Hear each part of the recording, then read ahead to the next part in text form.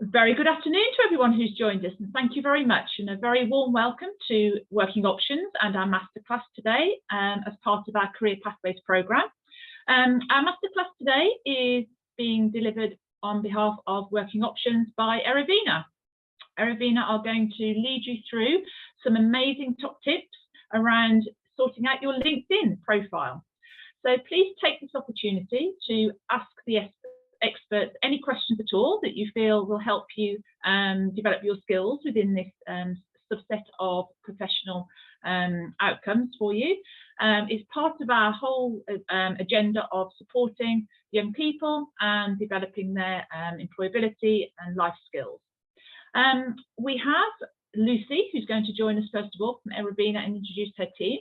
She'll give you a quick overview of the company itself, so you know where they're coming from, and also how they actually are the experts in this area. So please make sure you do, as I say, pick their brains. There is the opportunity to put questions in the chat, so please do. We'll be asking questions at the end from people who can help you the most. And please also look out then for the recording of this session that you will receive later, or it will also be on our Student Zone, part of the Working Options website. So without further ado, if I can introduce Lucy to you and hand over, and please make the most of the opportunity we have with our experts here. Lucy, a very warm welcome. Thank you. Very nice to be here, and thank you very much for asking us to be part of this. We're the team at Erevena.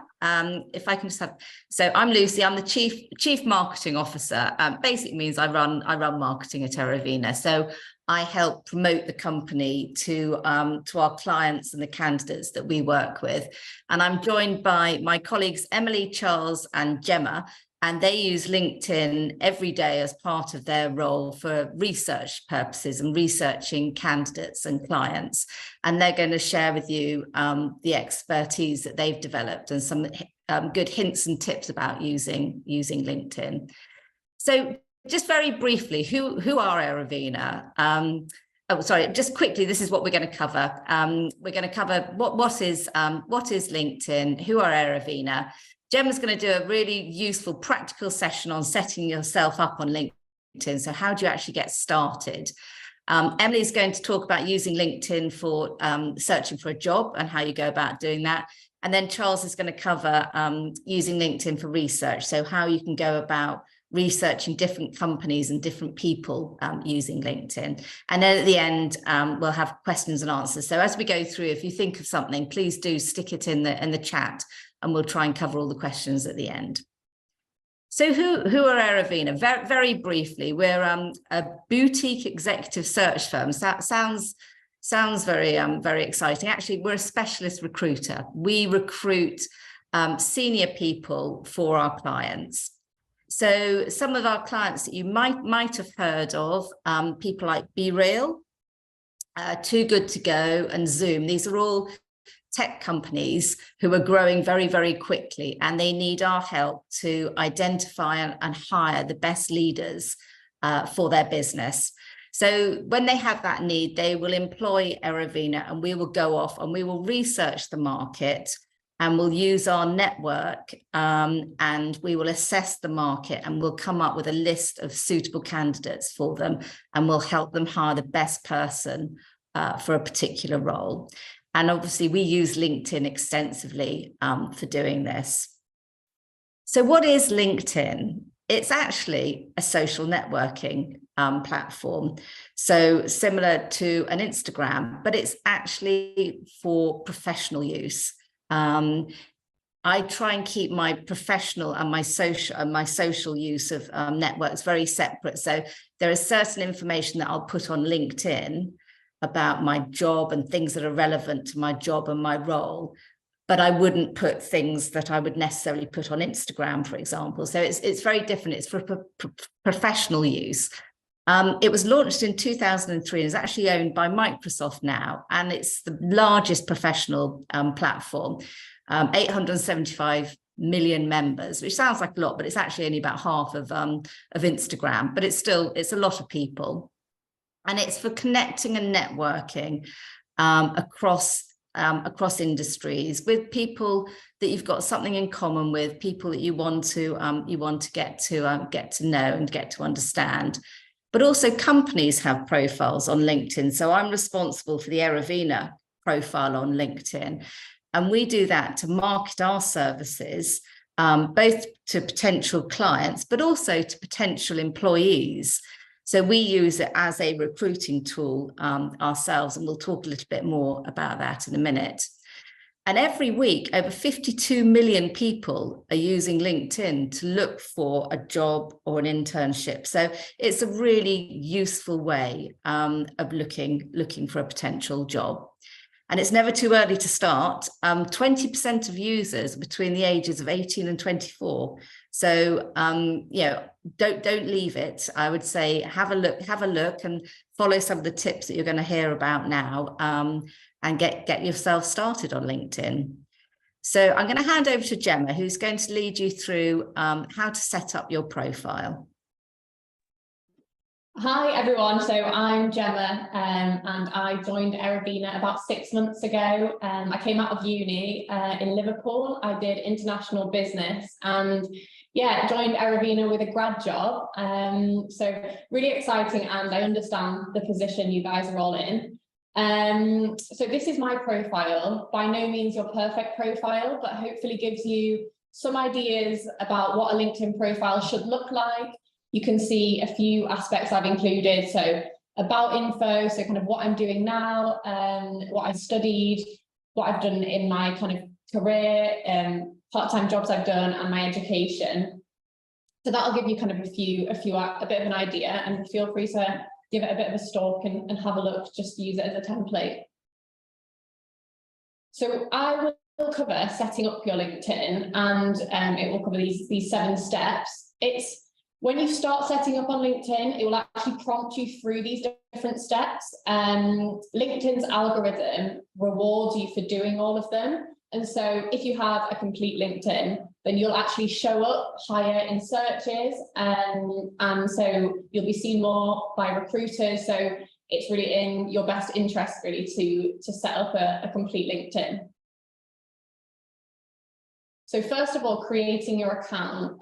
It might sound like a silly thing, but actually having an email address is super important, but not just an email. I wouldn't recommend that you use a school or work email. Use a personal one. So as you move between different schools, colleges, jobs, you can keep the same account. And obviously it's a professional setting, as Lucy mentioned. So no kind of nicknames or pet names or anything like that. Just your full name is perfect for this bit. So photos. It's definitely not Instagram, so just keep that in mind. I like to think of a photo on LinkedIn as kind of like a passport photo, but with a smile on it. So it's the same kind of thing. So appropriate clothing, plain background, no posing, save the peace signs and selfies for Instagram. This is a professional photo. So yeah, definitely keep them separate.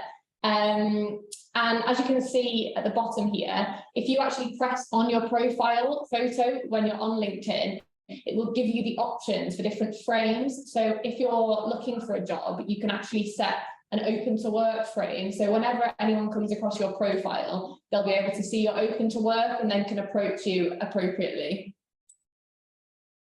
Headlines. So if you comment on a post or anything, this is the first thing that people will see of you. So this is like a quick snapshot of who you are, what you're doing, or what you're studying, what you want to be doing. So you can see Charles's in the top right here, Senior Associate at Erevena, and that's perfect. You only have 120 characters, so just something short and sweet is perfect for this. Once you have your headline, it will mean that people can see who you are, a little bit about you, and then they'll press on your about info once they've seen your profile. So this gives you a bit more space to kind of go into depth about who you are, what you're interested in, what you're doing at the moment, what you're looking to do in next steps, and also personal things. So you can see that Charles has included what he's doing, what he enjoys doing, and then also what's important to him outside of work. And I just say, kind of write in the first person. It's good to be personal, and you're talking about you and who you are, and use keywords as well. So if you're kind of pursuing a career in customer services, and talk about things like communication and things like that, are really great to put in this bit. Again, you'll come up higher in searches by people who are looking for a customer service assistant if you put that kind of thing you're about. So experience and skills is a funny one, in my opinion, because if you'd have asked me 6 months ago, I would have been like, I don't have any experience or skills. But actually, it's important to remember that you do. No one expects you to be a 5-time CEO because you're in education. So anything like work placement, shadowing, internships, part-time jobs are really great to put here. They undoubtedly give you really good skills and time management and communication, teamwork. So definitely include those. And voluntary work, again, is great to include because it shows people that you are value driven, what you're interested in, and that you spend your time doing things that aren't kind of to do with money or your education. And you can detail your kind of achievements there as well. So you can see that Charles has put a little bit underneath his, which tells a bit about what he's been doing and his achievements and that kind of thing.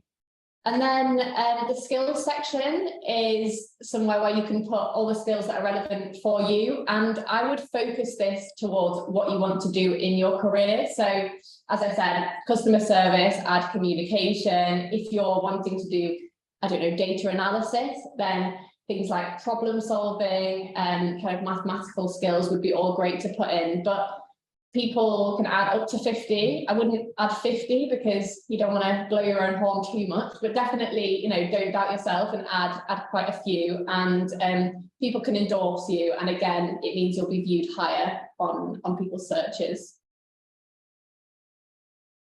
Education, so schools and colleges that you've been to, this is where you put it, and you can share your results if you feel comfortable doing that. Basically, with your education section, you want to make it so when recruiters have a look on your profile, they can see if the roles they're working on actually would be a good fit for you. So that's really the main reason you want to include that. And it's quite a good section for achievements. You will have a lot of things to put kind of in education versus what people who've been working for 20 years will have in their kind of job experience section. So if you've won awards like high achievement awards, if you've been members of clubs, so sports clubs, music clubs, competitions and extracurricular things, so that could be things like D&V that you might have done, team projects you're proud of, or positions of responsibility, so prefects, head girl, head boy, team captain, all of that kind of thing would go into your education. So clusterizing your URL is actually a really nifty trick on LinkedIn. So basically, you can press on your profile and go on edit public profile and URL. And under the edit URL section, you can change it to your chosen URL. And basically, it gets rid of all the letters and numbers that make something look quite messy. And it's basically your own personalized URL. You can see Mark Zuckerberg's one looks messy, and Bill Gates's one looks beautifully clean. And so you want to channel your Bill Gates energy into your URLs. Privacy is an important one on LinkedIn. As Lucy kind of touched on, when you're kind of connecting with people on LinkedIn, it's good to connect with people you know, or people who are in a relevant field, or so you might want to connect with and talk to about future prospects. But don't connect with everyone on LinkedIn, because as with other social medias, it's good to kind of make sure that you remember your privacy. And with that being said, when you view someone's profile on LinkedIn, it will come up on theirs and say, Gemma Bonington has viewed your profile, and you'll be able to see when people view your profile. So you can make this private. So you just click on your profile picture, open the settings and privacy page, and go on visibility and profile viewing options.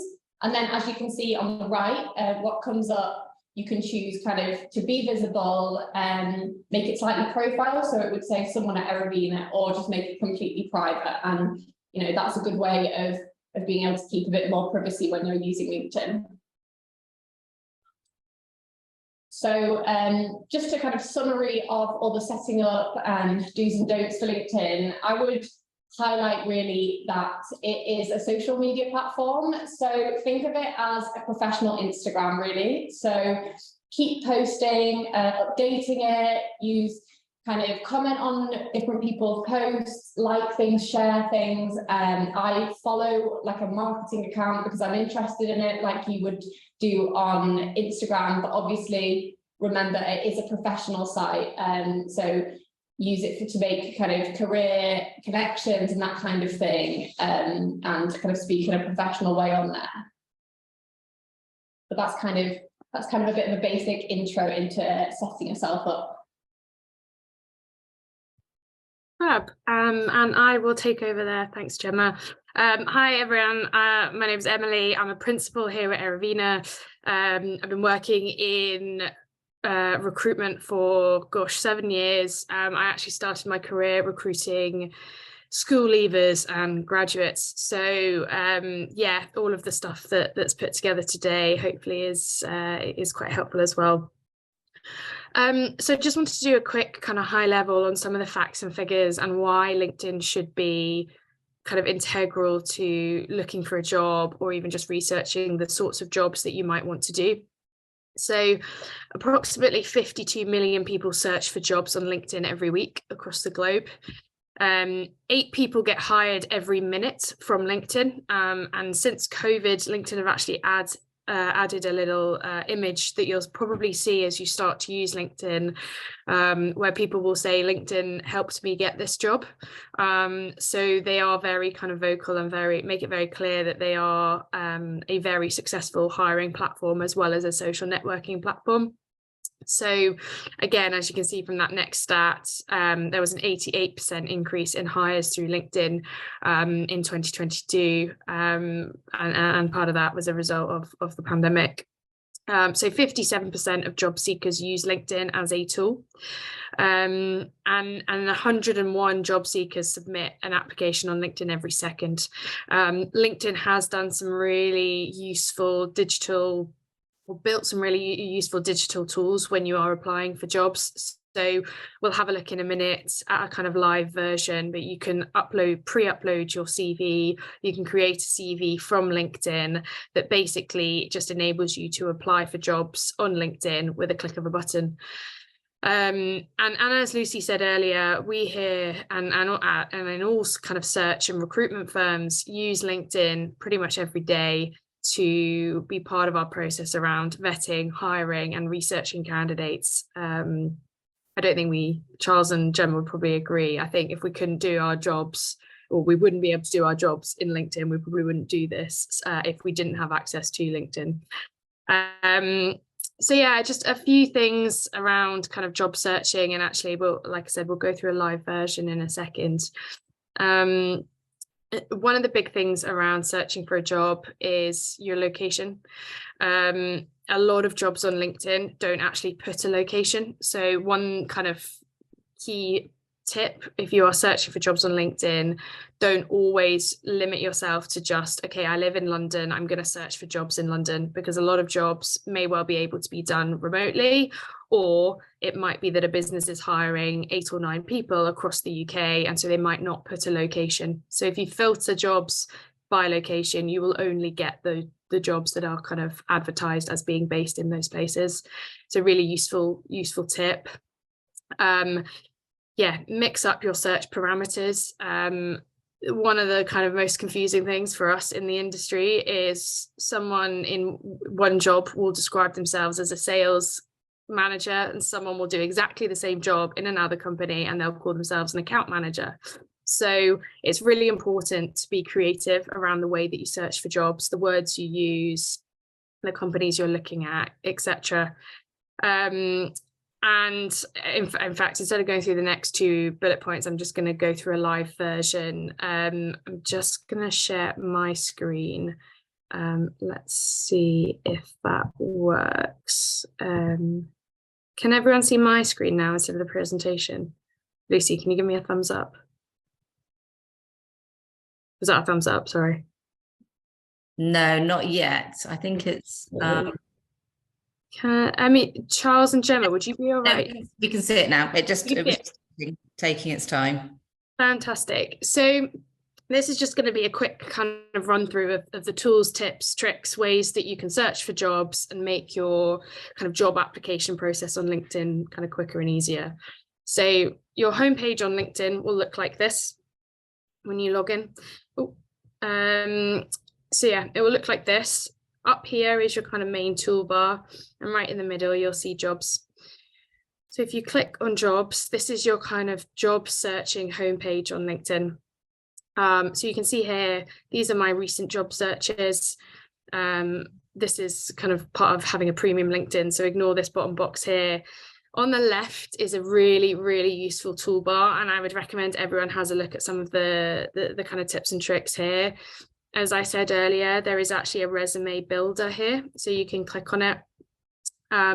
You can upload one that you've written manually if you've written one on Word or Pages, or you've got a really cool digital version that someone's put together for you.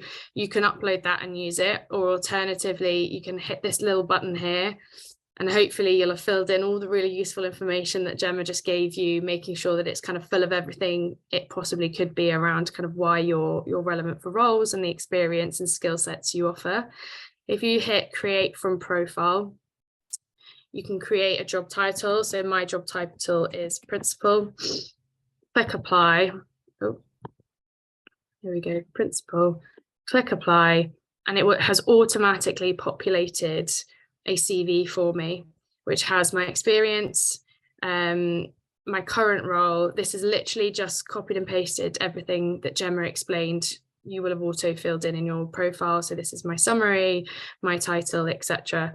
You can download it as a PDF, so you can use it if you're applying for jobs that aren't on LinkedIn. You can use it, share it with friends, family, with contacts, whatever it is, and it will also be automatically saved into your LinkedIn. So if we go back into the jobs profile, I now have my CV saved on LinkedIn. There are other really useful things. So interview prep. One of the kind of best parts about the prep on LinkedIn is these questions down here. These 26 questions are the 26 most asked questions in interviews at an entry level or at a kind of associate level. So I think big piece of advice from us would be once you do get to the point where you're applying for jobs and you're maybe getting interviews or you're being asked to fill in a questionnaire, do have a look at these questions and have answers ready for them, because it's a really useful, easy access, all in one place kind of tool to have. So that's your interview prep, your resume builder. There is also some, they've brought in a lot of kind of, like there's a YouTube plugin, for instance, on LinkedIn, where in your job seeker guidance, there's lots of videos and other kind of bits of helpful content. You can also do something called demonstrate skills. So LinkedIn will let you complete kind of quizzes and questionnaires. And if we click into it, it will let you kind of take a quiz here that will award you with a badge or like a certificate on LinkedIn. And that is almost like having someone recommend you or having someone endorse you for a skill set on LinkedIn. It's almost like your skills been verified by a third party. Some recruiters will look for that at an entry level as a kind of evidence-based kind of, I guess, like a way of taking a reference when maybe you've not got experience in that industry. It's a kind of verified way of saying, actually, I can use Word, I can use Excel, I do know about networking. And I think you only have to score in the top 30% as well to actually be awarded the certificate. So it's quite a good way to kind of confirm your skill set. So I'm going to hold fire on the job alerts, because what we'll do is we'll search for a job and then I'll show you how to set up an alert. So let's say we want to search for a retail job in the UK. any location. I've kind of pre-populated one here. So I would search in the toolbar up here, retail. You can see that there are 20,783 entry level or internship level retail roles that are open and being advertised on LinkedIn. You can scroll down. You can obviously filter it more narrowly by location if you want to. One of the options on location is, or you can, in fact, you can see it here, on-site, remote, hybrid, if you have a preference. So you can have a look through all of these. I think there's a few kind of interesting looking ones here. Let's just pick this one, sales associate in Canary Wharf. This is a really good kind of overarching intel on the business. It will tell you the kind of industry they operate in, the size of the business. One really useful tool, if you've done your kind of networking piece, if you've connected and followed lots of people, this little bit of information here, and I obviously don't know anyone that's worked at Coach before, but this bar here will also tell you if you've got any mutual contacts, if there's anyone from your school or anyone from your university, your college, maybe a job you've had before, who now works at Coach as well. So that might well give you somebody where you might be able to say, oh, that person in the year above me at school, he now works at Coach. I might actually reach out to him and ask if they're hiring and see if I can get a slightly warmer introduction to the role, or even just learn a little bit more about what the role involves. So this toolbar is quite useful as well. I'm just going to have a quick look and see. No, I don't know anyone from Kate Spade either. It's really unhelpful as I've never done retail as a sector. But the idea is you'll get the job description, you'll get the requirements for the role, you'll get all sorts of information on the actual business themselves as well. And if you want to apply, you literally can just click the apply button and it will ask you here if this is the profile you want to apply with. I mean, I've applied for jobs for my sister, etc. before, so it will just verify. You'll hit continue, and it will ask you if you want to submit the CV that's on file. If you've got more than one CV on file, the LinkedIn one and another one, just make sure you obviously upload the right one, and it will, I'm not going to do it because otherwise I'll end up applying to this role, but it will take you through, it will ask you to confirm your details, ask you if you want to submit any additional materials or kind of evidence in support of that, and it will take you through. And I think you can make a job application in LinkedIn if it's set up with a premium, if the business is set up with a premium recruiter account, in less than a minute. So as much as we never recommend the kind of spray and pray approach to applying to jobs, LinkedIn has done it deliberately so that you can do it quickly and you can do it efficiently. And the final piece I'll just mention about on jobs is you can do something here called set alert. So if you say, okay, I 100% want a retail job, there's maybe one role here that's right, but otherwise there's not many. What you can do is click set alert. This will now come up and say alert that there's an alert on. And if you click this little tab down here, manage alerts, you can manage the frequency in which you're notified and the type of, in fact, here we go. Let me bring this up. Is it going to work? There we go. So I can edit my search parameters. I can delete it if I suddenly change my mind or if I get a job. I can click this as well, where you will then be emailed and notified through your notification tabs on LinkedIn when there are jobs that they recommend. So that's your kind of overarching kind of job alerts piece. And then if you click into this bit of the toolbar, job alerts, you'll have a list of all of the different job alerts that you've got on as well. If you click edit, you can say, I want them weekly, I want them daily, I want them by email, notification, etc. So it is a really useful tool. I think I'd say be careful with job alerts. Don't set up 2, 3, 4 for daily notifications, because there, as you can see, there's already kind of 21,000 jobs in retail on LinkedIn, and you will be inundated with notifications. But have a go, try it out, try the different frequencies, different kind of search parameters, and yeah, and hopefully that will be there'll be kind of plenty of job opportunities on LinkedIn as a platform. So that's me, Charles. I will pass over to you and I will stop sharing. There we go. Perfect. We will share. So it's this one, and we will capture. Is that right? Yeah, nearly there.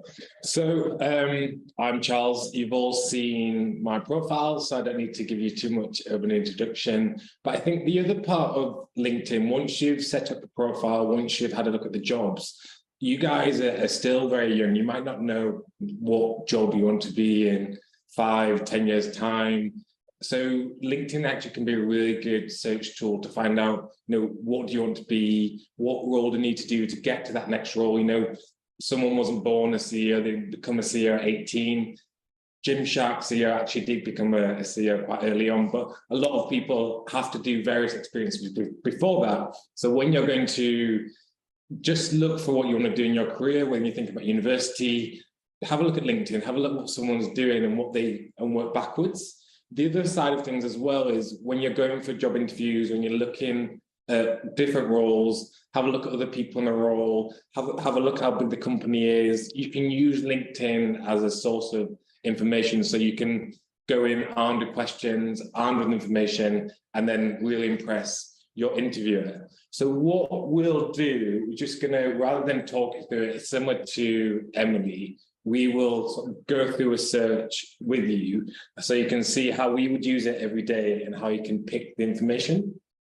So with LinkedIn, this is sort of your starting page, and then we'll so let's, for example, we're thinking about Nike. So there's a little bit of a delay, I think, on my keyboard. Yeah. So we will look, is it going to have the E? We can see Nike is here. So bear with me. And then we will look at Nike on here. And then initially, just looking from their profile, you can see where the headquarters are, how many people are actually on LinkedIn. So there might be more employees than this, but it shows you how many people are there. And then if you go to their About section, you can actually get another view of who they are. I'm sure you all know who they are. Look at their people on LinkedIn and also see where their main offices, where main hubs are. And you can also so if we go up here, so this is what we would do, we might look for someone here that is relevant. So one search we want to do for you would be, let's have a look at a software engineer. So let's have a look at a software engineer. Is that typing? It's not typing. How do I say that? Oops, we don't have any type. So I think what I can do. There's a different way we can look. So if we go in here, and then you can actually, so we've just gone to the employees here, and then we'll have a look at Jason. So he is a software engineer, and you can basically go into his profile, see what he's doing, see what his role is at the moment. So like we've mentioned here, he's working with the API, so that's the type of technology. And then you can also see how he got the role. So he was actually an intern there, did an intern before this. This guy's actually based in the US. He's done a couple of internships, and then whilst at university, he's done computer science. So if you're looking to do something like software engineering, that would be one of the ways that you could get into it. Now, let me see if this is going to work. I think the batteries have died on this. Let me give it a little lick. Sometimes that works. Are we on?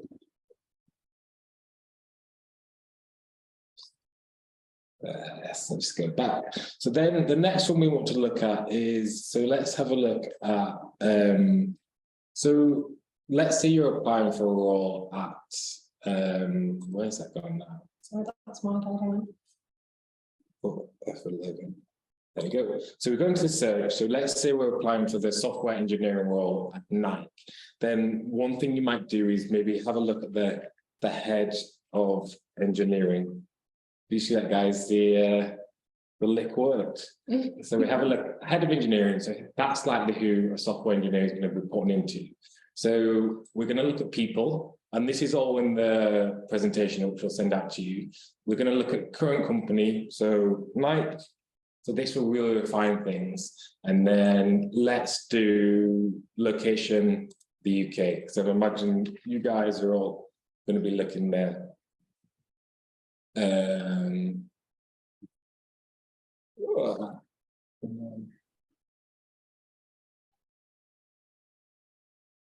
Let's do this one, show results. So then if we look at this role, so that's not the one. Let's have a look at this one. So here we go. So he's actually not based in the UK, so from the United States. So we can look at his profile. We can see that Vinesh Singh, so he is the head of engineering. So likely when you're looking at roles, you can also see what your manager, the person you'll be hiring this role, has done before. So this gives you a sense of his experience, the sort of people he'll be looking underneath him, his experience, where he's worked before. So he's done a lot within retail. So Columbia is a retail company, Gymboree, Apple, all retail, and then you can see his background as well. We'll do one more search. So let's have a look at, let's say, the Gymshark, which we imagine you all might know. And then let's have a look at the CEO. So simple search, and then if you pick that up, then you can have a look at Ben Francis. So as easy as that, you can see his profile. You could follow him. If you were to follow him, you'd be able to see all his content, things he's posting every day, similar to Instagram. You can connect. He might not accept because I imagine he gets a lot of connections. But what's really good, you can go onto his profile. You can see he's a chief exec. He's founded the company just under 11 years ago. And you can see what he's done before. So this is in addition. So if you look at the dates, but things before that, he started another company, and sort of look at his education as well. So if that's the route that you want to take, it's as easy as looking at his profile and maybe doing something similar. Some CEOs will come back to direct messages. If you are interested in retail, send them a meaningful message. They might come back to you. And yeah, that's how you can use it for more research side of things when you're preparing for jobs, when you're thinking about what you're looking for. And then I think that is everything from us. We'll go back to...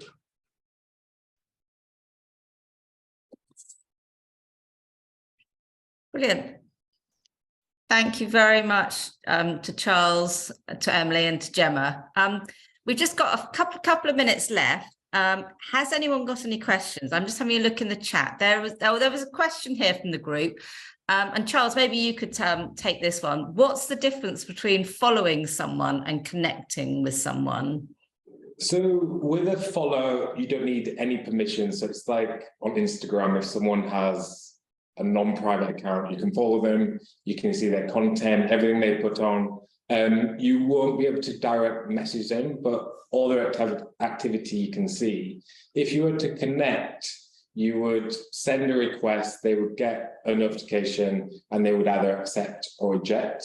Once you've accepted, you would also have contact details shared. So a lot of people put on their phone number, their email address, and you would also be able to speak on a LinkedIn Messenger, which you have. So it just brings you that much closer and makes you more accessible to them.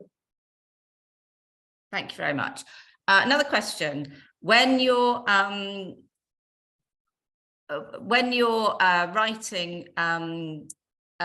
posts on LinkedIn, how do you make sure that people you're connected to think what you're saying is worth reading?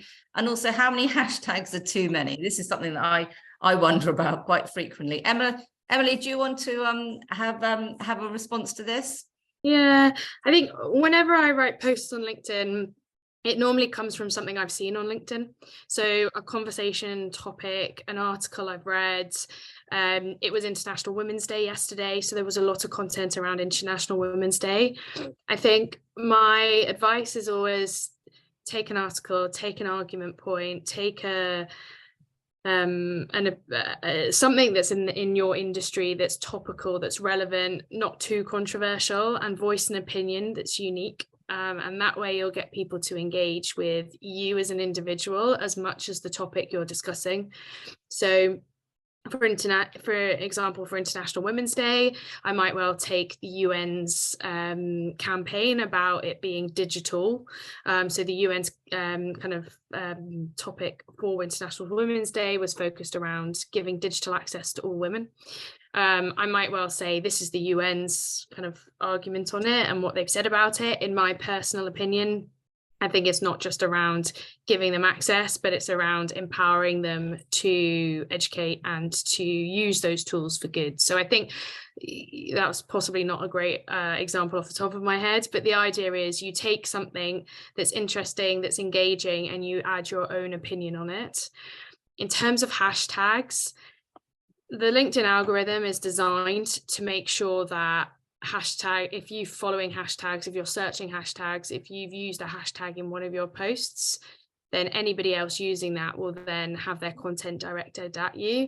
So the argument is kind of there's never too many, but I think just be careful about the hashtags you're using. Remember, it's a professional social media platform, it's not Instagram. So slang and abbreviations or kind of shortened versions of things are probably not LinkedIn appropriate. But the honest answer is you put as many hashtags as you feel address the point. It might be 2, it might be 20. It will be successful either way if you've made an interesting point. And like I said, just don't use kind of your Instagram hashtags. Just use it slightly different. And if you're not sure, have a look. You can type in hashtag International Women's Day on LinkedIn as a search and see what other people have done as well. And kind of leading on from that, sometimes there are posts that are a bit political. Should I not engage with those? That my personal opinions are more private. I mean, my point of view is it's entirely up to you. I would personally steer clear of expressing a view that is very extreme, because everyone will then be able to see that view. And it is, if it's something that's very clearly very important to you, go ahead and express it, but just remember that potential employers, potential colleagues will be seeing those views. So just moderate and think carefully before you do that. And it will stay on your profile a bit like a tweet. People have been cancelled for tweets that they tweeted 10 years ago. If you go through your activity, employers can see your engagement with this. And some people just do it for clickbait, so they just want a reaction. So yeah, I would avoid as much as you can. Mm-hmm.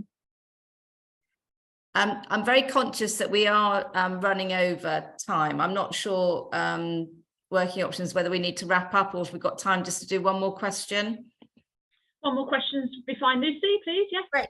How do you increase the chances of getting a reply from someone of a significant role in an industry such as Nike or Google? Oh, I wish I knew the answer to that. That would make our lives much easier. Naming my colleagues, are there things that you do when you're trying to get a response from people that you find are useful? Well, we actually, in a kind of different setting, are always trying to get to speak to people who are actually quite high up in these kind of companies. So yeah, we definitely know the struggle of it. And sometimes people just won't be responsive or will be, but there are things you can do. So if you have mutual connections, you can kind of touch base on that, or mutual interests and that kind of thing. And also kind of talk about, make sure you connect on why you're connecting with them. So if you are looking to be in that industry, you're really interested by their profile, and maybe reference something they've posted, would be a great way to kind of prompt them to respond to you. Yeah, if you keep it meaningful, a lot of senior people do want to help other people. They want to give you a leg up. I would say try avoid going straight to the CEO, because his diary is going to be, or her diary, so their diary could be crazy busy, whereas someone further down might have the capacity to reply, speak to you, or pass you on to someone else in the business.